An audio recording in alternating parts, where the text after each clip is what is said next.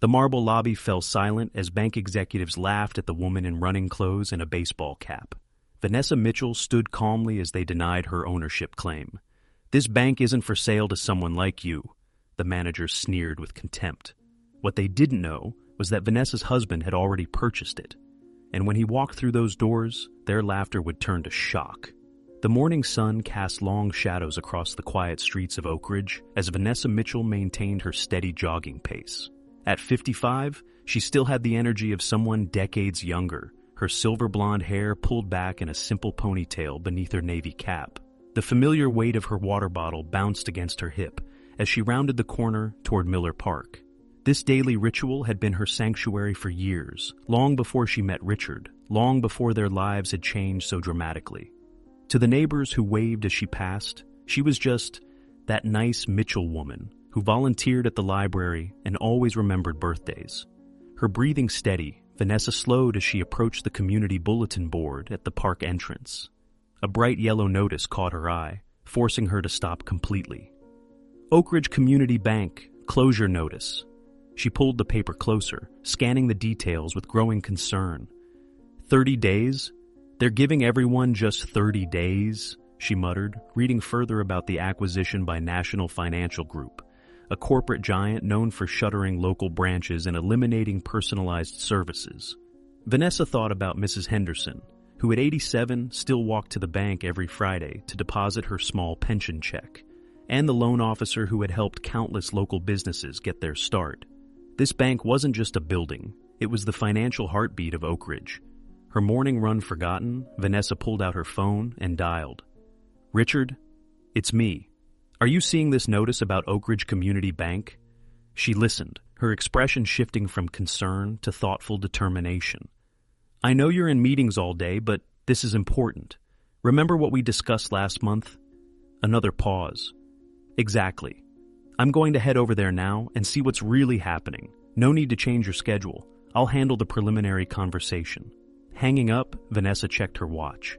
The bank would be opening in 20 minutes. She hadn't planned on visiting a financial institution in her running clothes, but this couldn't wait. Some things were more important than appearances. As she jogged toward the bank, memories flooded back of her own struggles before meeting Richard. The skeptical loan officers who wouldn't give her small bookstore a chance. The financial advisor who spoke to her like she was a child. The countless times she'd been dismissed because she didn't fit someone's image of success. That had been 15 years ago. Before her bookstore had grown into a regional chain, before she'd met Richard Mitchell at a publishing conference, before their partnership, both romantic and professional, had transformed their lives. But Vanessa had never forgotten what it felt like to be judged based on appearances. It was why, despite their considerable wealth, she still drove her old sedan, still shopped at the local farmer's market, still kept her morning runs through the neighborhood. It wasn't an act, it was who she was. Arriving at the bank's glass doors, Vanessa took a moment to catch her breath. Through the windows, she could see the staff setting up for the day. Men and women in pressed suits arranging paperwork and preparing teller stations. They looked efficient, professional, and completely unaware that their corporate overseers were planning to eliminate their jobs within the month. Vanessa straightened her shoulders. She wasn't just here as Richard Mitchell's wife. She was here as someone who understood the value of community, of personal connection, of treating people with dignity, regardless of their account balance. The bank manager unlocked the door, eyeing Vanessa's athletic attire with barely disguised disapproval. With a deep breath, she stepped inside. The bank's interior was all polished marble and mahogany, designed to evoke a sense of tradition and stability. As Vanessa entered, the hushed conversations and clicking keyboards momentarily paused. Several employees glanced up, their expressions ranging from curiosity to dismissal when they saw her casual outfit. "Can I help you?" asked a young receptionist, her tone indicating she doubted she could. "Yes, I'd like to speak with the manager regarding the closure notice," Vanessa said, her voice confident despite being dressed in running clothes among suits and ties. The receptionist's professionally pleasant smile didn't reach her eyes. "Do you have an appointment?" "No, but this is rather urgent." "I see." The word dripped with skepticism. "May I ask what this is concerning specifically?" Vanessa considered her response carefully. "It's about a potential alternative to the planned closure." This caught the receptionist's attention. She picked up her phone, whispering something Vanessa couldn't quite catch. After a brief conversation, she gestured toward a waiting area. "Ms. Kensington will be with you shortly. You can take a seat over there." Vanessa nodded her thanks and sat down, noticing how the leather chair seemed to emphasize her out-of-place attire. She caught snippets of whispered comments from nearby employees. Probably wants to complain about her mortgage. Like she could do anything about the closure? Shouldn't she be at the gym instead? She ignored them, focusing instead on the framed photographs lining the walls, images of Oak Ridge through the decades, the bank prominently featured in many community celebrations. After 15 minutes, longer than necessary, Vanessa suspected, a tall blonde woman in an immaculate gray suit approached. Her smile was practiced, her handshake brief. "I'm Patricia Kensington, branch manager. I understand you have questions about our transition?" She led Vanessa toward her office, clearly intending to contain whatever complaint this inappropriately dressed woman might have. "Actually," Vanessa replied, "I'm here to discuss a potential purchase." Patricia froze mid-stride, turning slowly. "Purchase?" "Yes, of the bank." The manager's laugh was instant and dismissive. "Ma'am, banks aren't like grocery stores. You can't just walk in and buy them, especially not—" Her eyes flicked over Vanessa's running clothes. "Especially not someone like me?" Vanessa finished for her, voice level. Patricia's expression shifted to the practiced customer service. "What I mean is, acquisitions are handled at the corporate level through proper channels. Currently, National Financial Group has already begun the purchase process."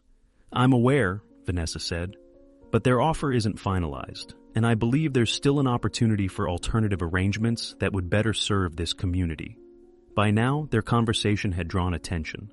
Several employees had positioned themselves within earshot, barely disguising their interest. Patricia's smile tightened. "Perhaps you'd like to speak with one of our financial advisors about investment opportunities more suitable for your situation." "That won't be necessary. I'd like to discuss making an offer for the entirety of Oak Ridge Community Bank." A snicker came from somewhere behind them. Patricia didn't bother hiding her amusement now. "Ms. Mitchell, Vanessa Mitchell. Ms. Mitchell, banking acquisitions involve millions of dollars, complex regulations, and financial backing that, frankly..." She gestured vaguely at Vanessa's appearance. "You seem to be making assumptions about my financial capacity based on my current attire," Vanessa observed calmly. Patricia's smile was condescending. "Look, I appreciate community spirit, but this isn't a bake sale fundraiser. This is a multi-million-dollar financial institution." More employees had gathered now, some openly smirking. "Perhaps if you made an appointment and returned with your financial advisor, and in more appropriate attire, we could at least hear your concerns about the closure." Vanessa noticed how the staff exchanged glances, some rolling their eyes. She maintained her composure, remembering why she was here. This wasn't about her pride. It was about the community that depended on this bank. "I don't need to make an appointment," Vanessa said calmly. "And I don't need a financial advisor. What I need is for you to take my offer seriously." Patricia's professional veneer cracked slightly, replaced by visible irritation. She gestured to her office. "Fine, we can discuss this privately." Once inside the glass-walled office, Patricia sat behind her large desk, putting physical distance between herself and this unusual visitor. She didn't offer Vanessa a seat. "Ms. Mitchell, I'm trying to be patient, but we're very busy with the transition. National Financial Group is paying $12 million for this branch. Do you have that kind of capital available?" "I believe the branch is worth more, considering its community impact," Vanessa replied. "I'm prepared to offer $15 million. Patricia's eyebrows shot up. Then her face settled into an expression of pity mixed with amusement. She turned slightly, catching the eye of a colleague through the glass wall, and gave a small eye roll. "And how exactly would you finance this purchase? A community fundraiser? A GoFundMe campaign?" Her voice dripped with sarcasm. Outside the office, more staff had gathered, sensing entertainment. An executive leaned against a nearby desk, watching the scene unfold with undisguised amusement. "My husband and I have the necessary funds," Vanessa stated simply. This triggered an actual laugh from Patricia. "Your husband? And what does he do, exactly?" "He's in finance." "Finance," Patricia repeated, drawing out the word. "Like a bank teller? Or perhaps he sells insurance from your garage?" A wave of snickers spread through the growing audience outside. Someone whispered loudly enough to be heard, "Maybe he drives an armored car." Vanessa remained poised, though her jaw tightened slightly. "Actually, he—" "Let me stop you there," Patricia interrupted, standing up. "This has gone far enough. I've humored you because we value all community members, even the—" She paused, searching for a word. "Eccentric ones, but I have actual business to attend to." She opened her office door, a clear dismissal. "Jerry," she called to a security guard, "please escort Ms. Mitchell out. She was just leaving." The employees outside didn't even try to hide their amusement now. One man in an expensive suit leaned toward a colleague and stage whispered, "Think she knows the difference between 1,000,000 and 1,000,000,000? As Vanessa stood her ground, Patricia's smile became cold. "Perhaps next time wear something more appropriate if you want to be taken seriously in a financial institution." The security guard approached reluctantly, clearly uncomfortable.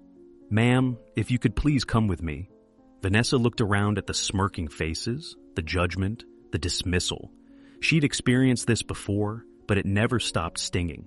Still, she knew what came next. "Before I leave," Vanessa said, her voice carrying across the now silent lobby, "I'd like to know who I can contact at your corporate headquarters regarding this matter." Patricia sighed dramatically.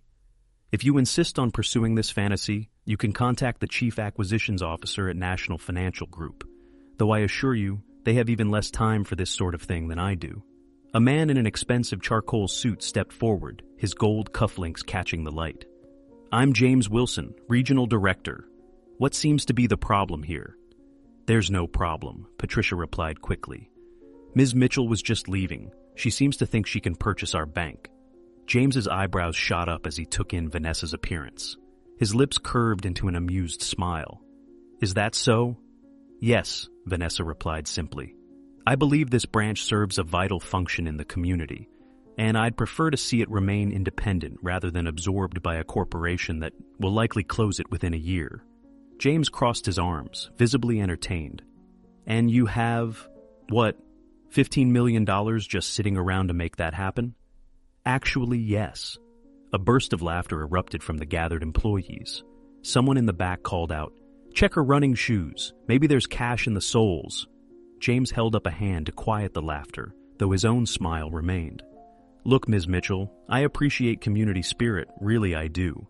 But banking is a serious business. We're not selling lemonade stands here." "I'm quite aware of how banking works," Vanessa replied. "Are you? Because showing up in," he gestured at her outfit, "workout clothes, with no appointment, no financial records, no backing, suggests otherwise." Patricia stepped closer to James, clearly enjoying having an ally. "I've offered to schedule a proper appointment, but she insists on being difficult." "She doesn't belong here," someone called from the back, triggering more laughter that quickly died when James shot a disapproving look in that direction. "That's enough," he said, though his own expression betrayed his amusement. Turning back to Vanessa, he continued, "Ms. Mitchell, while we appreciate your enthusiasm, this matter is well beyond your means. The sale to National Financial is nearly complete." "Nearly, but not quite," Vanessa noted. James sighed. "Jerry, please escort Ms. Mitchell out. And," he added with a pointed look at Vanessa, "perhaps consider a financial literacy course at the community college. They're quite affordable." As the security guard approached again, the front doors of the bank swung open. The laughter died instantly as a tall, distinguished man in a perfectly tailored suit entered. His commanding presence drew every eye in the room. "I hope I'm not interrupting," Richard Mitchell said, his deep voice filling the sudden silence. Vanessa's expression remained calm, though her eyes held a hint of warmth as she turned to her husband. "Richard, you didn't need to come." "Meetings ended early," he replied casually, crossing the lobby with measured steps. His Italian leather shoes clicked against the marble floor as employees unconsciously stepped back, creating a path. Richard Mitchell's reputation preceded him. Even in a bank full of finance professionals, his name carried weight. Forbes had recently listed him as the 28th wealthiest man in America, with a financial empire spanning 3 continents. James Wilson's face underwent a remarkable transformation, from smugly confident to slack-jawed recognition in the span of seconds. "Mr. Mitchell," he stammered, extending his hand. This is an unexpected honor. Richard ignored the outstretched hand, his gaze locked on Patricia. I understand you've been speaking with my wife about acquiring this institution. Patricia's complexion had turned ashen. Your wife? Her eyes darted between Vanessa in her running clothes and Richard in his bespoke suit, struggling to reconcile the two. Yes, Richard replied, his voice pleasant but firm. Vanessa mentioned the community's concerns about the pending sale. We thought we might offer an alternative. James attempted to recover, straightening his tie nervously. Mr. Mitchell, had we known, that is, if Ms. Mitchell had mentioned her connection to you, would it have changed how you treated her? Richard asked, his tone making it clear there was only one acceptable answer. Patricia stepped forward, her customer service smile back in place, though noticeably strained. There seems to have been a misunderstanding. We certainly meant no disrespect. Of course not, Vanessa said, a hint of irony in her voice. You only suggested I take a financial literacy course and had security ready to escort me out. The lobby had grown so quiet you could hear the soft hum of the air conditioning. The employees who had been laughing moments before now studied the floor, the ceiling, anywhere but at the Mitchells. Richard removed a business card from his jacket pocket, handing it to James. My legal team will be in touch. I believe Vanessa mentioned an offer of $15 million. James nodded quickly, accepting the card as if it were made of gold. Make it $14 million, Richard continued, glancing around the lobby. The $1 million discount seems fair, considering the hospitality my wife received. Patricia's eyes widened in alarm. Mr. Mitchell, please, if we could start over. I think we're well past that point, Ms. Kensington, Richard replied. Though I'm curious, what's your policy on addressing customers based on their appearance? Is that something National Financial Group endorses in its training materials? No one answered. No one dared. Richard turned to Vanessa, offering his arm. Shall we, dear? Actually, Vanessa said, placing her hand gently on Richard's arm, but keeping her eyes on the bank employees. I'd like a moment to clarify something. Richard nodded, recognizing the look in his wife's eyes. It was the same expression she'd had 15 years ago when they'd first met. Determined, principled, unwavering. Vanessa addressed the silent room. My husband and I could purchase this bank 10 times over without noticing the expense. But that's not why I came here today. She took a step forward, her running shoes squeaking slightly on the polished floor. The sound seemed almost comically out of place in the tense atmosphere. I came because Mrs. Henderson, who's banked here for 63 years, can't drive to the next town when you close this branch. I came because Sam Torres got the loan to start his restaurant here when larger banks turned him away. I came because communities need institutions that see people as more than just numbers. Her gaze swept across the employees, lingering briefly on those who had been most vocal in their mockery. They couldn't meet her eyes. The way you treated me today, making assumptions based on my clothes, my appearance, my perceived worth, is exactly why financial institutions fail the people they claim to serve. Patricia finally found her voice. Mrs. Mitchell, please understand, customer service is our highest priority. Today was an unfortunate aberration. No, Vanessa interrupted gently. Today was revealing. Until you thought I was connected to wealth, I wasn't worth basic respect. James Wilson stepped forward, desperation evident in his expression. Perhaps we could discuss this in a more private setting. I'm sure we can come to an arrangement that satisfies everyone. Richard checked his watch. Our lawyers will contact you this afternoon. I suggest you prepare your board for a change in ownership. As they turned to leave, a voice called out from behind the teller counter. Mrs. Mitchell? A middle-aged woman with kind eyes stepped forward. I'm Nancy Winters. I've been with this bank for 22 years. She hesitated, then continued. Not all of us.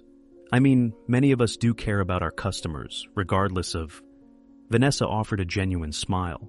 I believe you, Ms. Winters, and that's precisely why this bank is worth saving.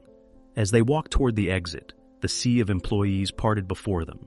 The silence was deafening, broken only by Richard's parting words, delivered without turning back. When the acquisition is complete, we'll be reviewing staffing. I suggest everyone here take this opportunity to reflect on how they represent this institution. The glass doors closed behind them with a soft thud, leaving the bank in stunned silence. Outside, Vanessa squeezed her husband's hand. So much for my peaceful morning run. Richard chuckled. You never could resist righting a wrong. Sometimes the most powerful lessons come from unexpected teachers. If this story touched you, remember that dignity isn't determined by dress codes or bank accounts. Have you ever been misjudged based on appearances? Share your experience in the comments below.